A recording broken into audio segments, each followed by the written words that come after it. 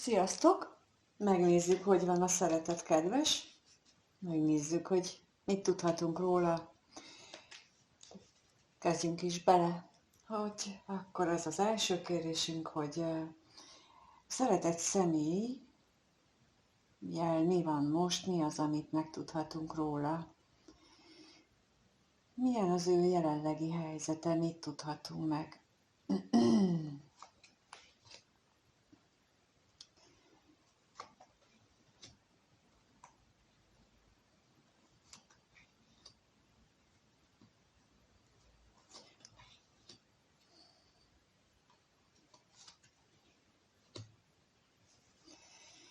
Valamiért az jött itt közben, hogy ő most nem nagyon akar beszélni, és így ezek alapján azt gondolom, hogy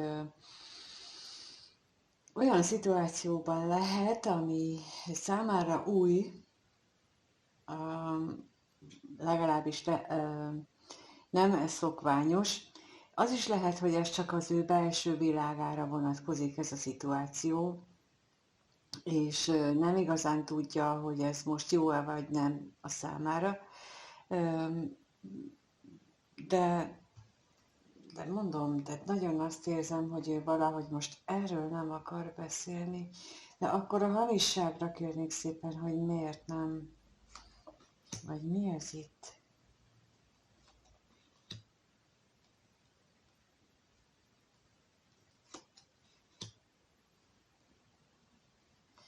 Lehetséges, hogy olyan helyzetben van, amiben azt érzi, hogy ő vesztes, és ezt ő nem szeretné a nyilvánosság elé tenni, vagy hozni, vagy nem szeretné, hogy bárki tudjon róla, vagy legalábbis az ő megélését nem akarja. És ez összefügg azzal, hogy neki a környezetében van egy olyan személy, aki mondjuk nem támogatólag van mellette, vagy ott a környezetében, és akár ezzel kapcsolatosan is lehetnek, vagyis ehhez kapcsolódó lehet ez az új szituáció, amiről beszélek, vagy amit ő nem akar beszélni róla. Tehát amit itt az előbb említettem, és akkor a bosszúságot kérném szépen, hogy mi ez itt.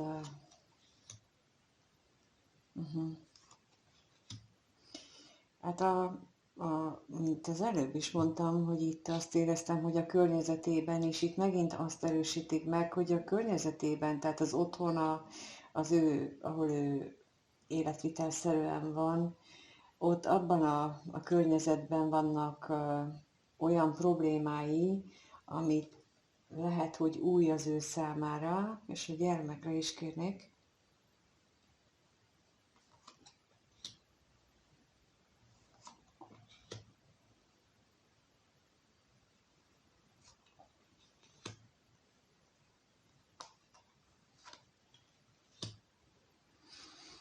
És ez jelentősen más, mint amit eddig megtapasztalt. Itt is azt mutatja a lap, hogy valami nagy változás van benne, körülötte, és itt mindegyik erről szól, hogy ő neki egy teljesen más dolog, vagy gondolat minta van a fejében, mint korábban, és ezt így igazából nem is tud vele mit kezdeni. Viszont, hogyha azt nézem, hogy a múlt hét, vagyis hát ezen a héttől kezdve olyan jelentős változások energiaszinten, kollektív energiaszinten olyan jelentős változások vannak, hogy kezdenek kitisztulni a kép minden területen, hogy kezdünk tisztábban látni, tisztábban érezni, sőt időnként ez elmehet olyan szintre, hogy szinte elviselhetetlen az a kép, amit látunk, és lehet, hogy itt is ilyesmit érzékelek, hogy ő azért nem akar erről beszélni, mert túlságosan fejbe kólintotta a valóság. Igen, szóval ő most egy olyan szituációban van, ez a szeretett személy, ahol fejbe kólintotta a valóság. Hát jó, akkor megnézzük, hogy ez mennyiben érint téged, vagy mennyiben kapcsolódik hozzád ez a felismerés, vagy ez a tisztállátás, hogyan kapcsolódik ez a nézőhöz. Mit, mit gondol a nézővel kapcsolatban ez a szeretett személy, aki persze lehet férfi és nő is, függetlenül attól, hogy a férfi személy jelölőt tettem ide. Mit gondol ez a szeretett személy a nézővel összefüggésben? Milyen gondolatai vannak vele? Mi az, amit gondol vele kapcsolatban?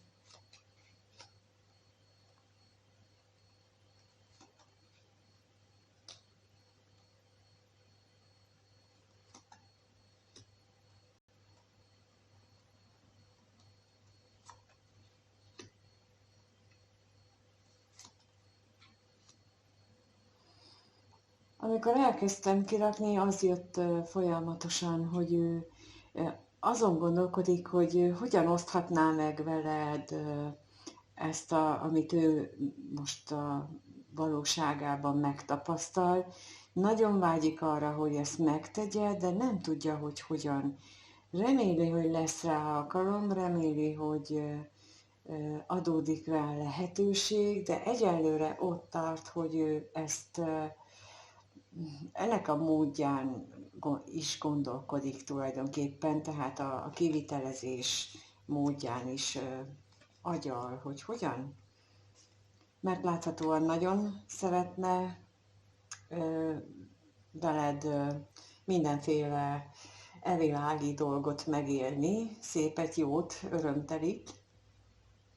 És akkor a gondolatra kérnék szépen, hogy mit tudhatunk meg róla bővebbet.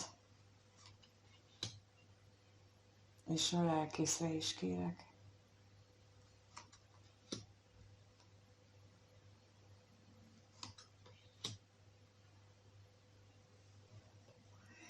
Hát igen, tehát hogyan tudná ő leküzdeni azokat az akadályokat, amelyek köztetek fennállnak, és hogy azt gondolja, hogy te viszont elég nehezen viseled a jelenlegi szituációt, emiatt aztán sokat, akár sokat sírdogálhatsz, sokat szomorkodhatsz, és ezt nem túl jól éled meg így a hétköznapokban, vagy a mindennapokban. És akkor még a bíróra is kérnék szépen, hogy ő mit gondol veled kapcsolatban.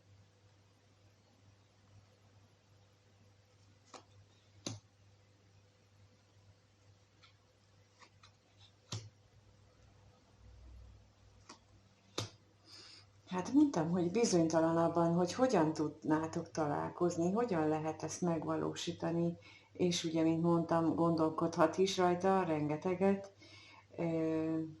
viszont attól függetlenül, hogy ő bizonytalan abban, hogy ti találkoztok, mégis ott van a remény, és ez egy nagy változás ahhoz képest, hogy ő eddig legfeljebb csak a bizonytalanságára figyelt, most pedig arra, hogy kvázi így, hogy nem tudom, hogy hogyan lehetne ez, hogy hogyan jöhetne ez össze, hogy mi találkozzunk. Nem tudom, hogy hogyan tudnék én vele beszélni, de azt tudom, hogy ennek így kell lennie, mert hogy én ezt szeretném, én ezt akarom. Tehát ez egy egészen más hozzáállás, ha a vonzás törvényét nézem, mint hogyha csak odáig tart a mondat, hogy nem tudom, hogy hogyan fogunk találkozni, nem tudom, hogy mi történik, szóval ez más. Talán így halljátok is a különbséget, hogy ez energia szinten is így érzékeli az univerzum, a segítők is, tehát hogy ők is tudják átvenni, ezt a rezgést, ezt a szintet. Jó, hát az minden esetre nagyon is örömteli, hogy a rád gondolásban megjelensz te. Megjelenik a vágy, és megjelenik a remény, ez a pozitív fordulat, hogy bár nem tudja, hogy mi történik, de azt tudja, hogy ennek úgy kell lenni, mert ő azt szeretné. Jó, megnézzük akkor, hogy mit érez irántad ez a szeretett személy. Milyen érzései vannak irántad. Lássuk, hogy milyen érzések vannak benne. Veled kapcsolatosan mit érez ez a szeretett személy? Mit érez a nézővel kapcsolatban a szeretett személy? Milyen érzései vannak? Ez a kérdés. Most lássuk, hogy mit érez a szeretett személlyel, a nézővel kapcsolatban.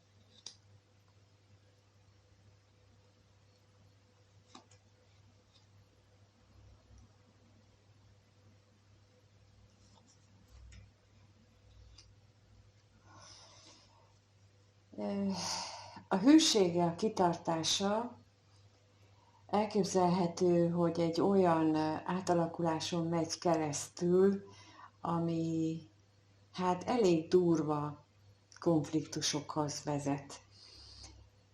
De lehet, hogy eddig úgy élte meg a kapcsolatotokat, hogy mindahogy az előbb látszott, hogy teljesen reménytelen, teljesen kétségbeejtő, és itt, minthogyha azt érezném, hogy ugye ennek ellenére ő mégis kitartott, és minthogyha itt ennek látnám az alátámasztását, amit az előbb is mondtam, hogy bár kétségbeejtő, de nem vagyok hajlandó belenyugodni ebbe, és akkor ez a belső harc és küzdelemnek a fokozódását is jelentheti, illetve jelentheti azt is, hogy az olyan típusú kapcsolatokkal szembeni szembeállását, amelyek akadályozzák a ti kettőtöknek a kapcsolódását. Ez az A verzió, és a B verzió pedig az, hogyha ő neki van egy meglévő kapcsolata, akkor abban jelennek meg ezek a nagyon durva viták, azért, mert ő mondjuk kitart az érzéseiben melletted, és ez miután így kezd tisztulni a kép, mint ahogy az első kérdésnél láttuk, a jelenlegi szituációnál, így kezdi tisztán látni azt, hogy valójában milyen az a kapcsolat, ahol ő pillanatnyilag van, és ez benne is ilyen hatalmas viharokat okoz. De akkor rákérdezünk itt, hogy mit jelent a halál, milyen változást jelent ez, vagy minek a végét jelenti. Hát az érzelmeiben történnek a változások. És még egyet. Miért bizonytalan? Hát az érzelmeiben történnek a változások, illetve az is lehetséges, hogy nem a változás történik az érzelmeiben, hanem az érzelmei újra és újra hirtelen rátörnek. A semmiből egyszerűen csak azt érzi, hogy nagyon-nagyon vágyik rád, nagyon-nagyon szeretné, hogy ez a kettőtök között meglévő kapcsolat, amit itt a hűség is jelent, hogy ez a kitartás, ez a kapcsolat, azt ő megtapasztalja. És itt a bíró és az özvegyasszony az azt jelenti, hogy ők ismét a környezetében lévő szeméről van egy utalás, aki ezt a feltörő vágyat mindig hát meglékeli.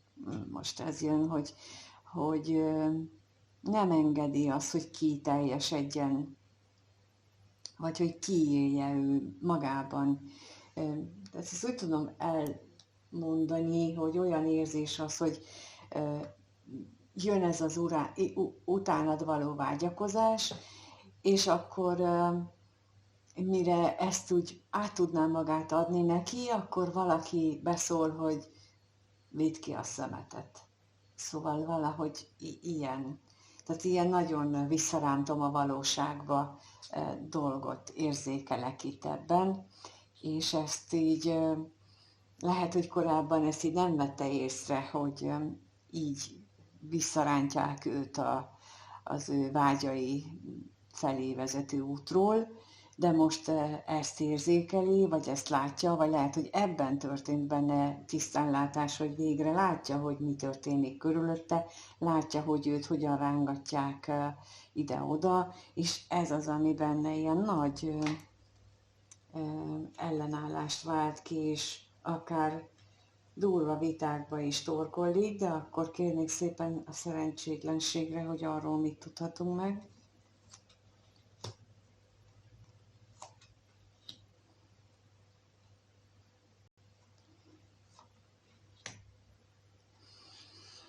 Olyan, mint hogyha ez a tisztánlátás, ez másképp láthatja vele azt is, hogy amit eddig úgy élt meg, hogy az egy kellemes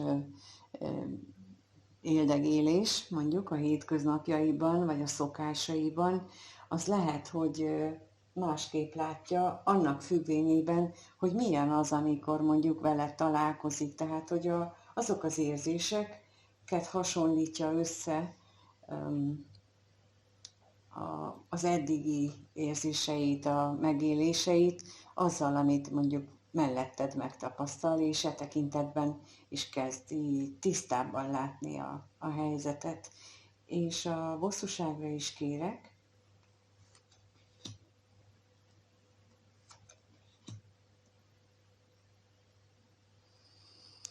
És lehetséges, hogy itt azzal is szembesül, és akkor ez már egy másik irány, hogy milyen ígéreteket szegett meg, vagy milyen ígéretek voltak azok, amelyeket ő nem tartott be, amelyeket esetleg neked tette, és nem tartotta be.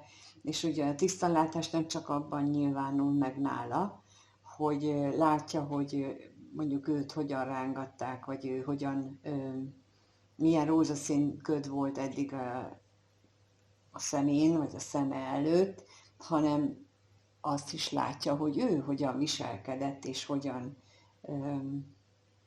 esetleg hogyan bántott meg téged. Jó, még ez a kapcsolattal összefüggésben a házasságra is kérek, hogy ott esetleg milyen tisztánlátásra kerül sor.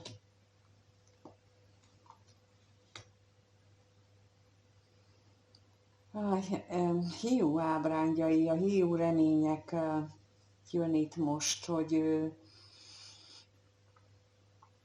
ő neki olyan reményei voltak korábban ezzel a kapcsolattal, ezzel a párkapcsolattal összefüggésben, amelyek hát tényleg egy ilyen rózsaszín felhőbe burkolta, és hogy itt is olyan, mint hogyha kezdeni látni azt, hogy milyen is valójában, hogy hogy ő mit látott ebben, vagy hogy látta ő, vagy hogyan, vagy mit gondolt ő egyáltalán, szóval ilyenek jönnek.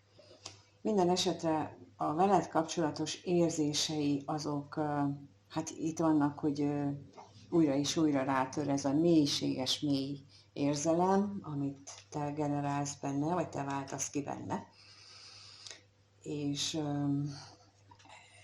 ez együtt jár azzal, hogy ő most kezd már tisztábban látni, nem csak a valóságát, hanem talán az irántad való érzéseit is, és megnézzük akkor, hogy mi várható az veled kapcsolatos tetteiben, vagy elgondolásaiban a következő néhány napban, egy hétben.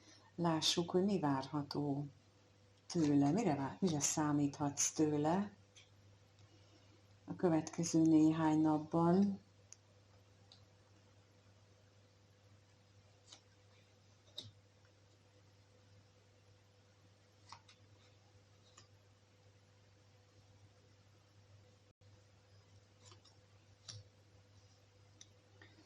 Hát, ugye, mindjárt a legelején, mint a legfontosabb dolog, ami a legelőször eszébe jut, az te vagy, és itt a középpontban pedig az új szakasz van, tehát lehetséges itt, hogy az ő újdonsült felismeréseinek következtében úgy gondolja, hogy veled is egy új lelki szakaszt indít, legalábbis ezen gondolkodhat, és azt, hogy mi minden nehézség, meg probléma van itt az új szakasz és az ő hozzáállása között, akár ezen is gondolkodhat, és ez foglalhatja le a következő időszakát. Na de nézzük meg akkor, hogy mit tudhatunk meg itt a gondolatairól még.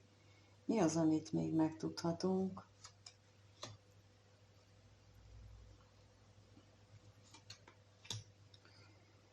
Jönne, beszélne, és miért nem? Mert a betegségre is kérnék szépen.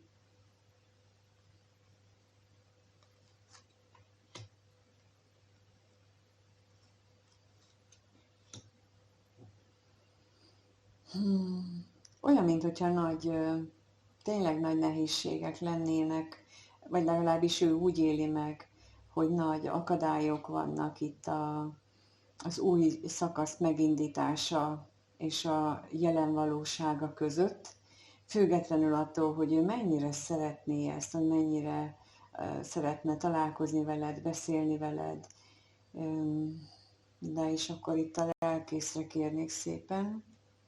Mit tudhatunk még itt a lelkészről?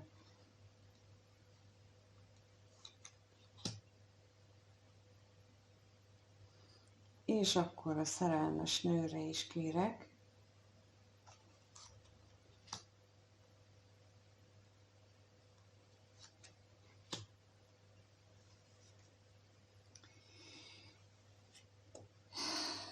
Fél attól, hogy egyedül marad, és ez a kettő így nagyon egybe tartozott nekem, azért is kértem rá, mert hogy úgy érzi, hogy nélküled üres az élete, és